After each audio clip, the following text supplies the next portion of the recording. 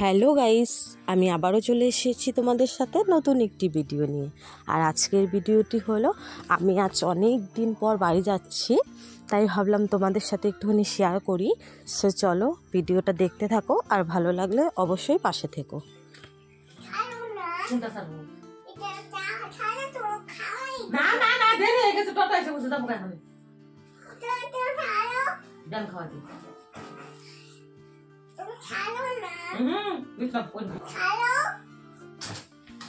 আমি খাবো না, তা নিয়ে পালাই দিতে তা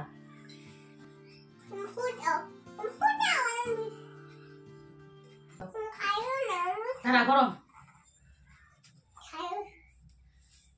গরম লাগে নাকি? ধাক্কা মারবি না কিন্তু। গরম চা, দুধ চা খাওয়া যায় না, দিদনকে শোন তো খাওয়া যায় নাকি?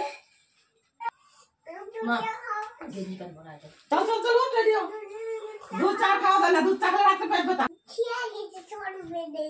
না গোটার উপরে প্যান্ট পরবো না।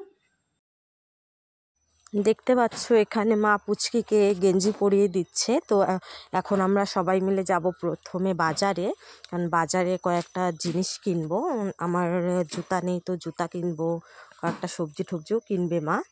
দেখতে পাচ্ছ এখানে আমরা এখন জুতার দোকানে চলে এসেছি জুতা কিনতে। আর এদিকে আমি ভিডিও করছি, সবাই আমার দিকে তাকিয়ে তাকিয়ে না হাসছে, না কি করবে কি বলবে ঠিক বুঝতে পারছে না।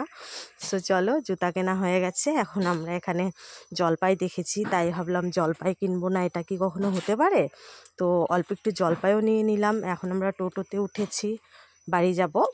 তো দেখতে পাচ্ছ টোটোতে পুচকি যে কত দুষ্টুমি করছিল।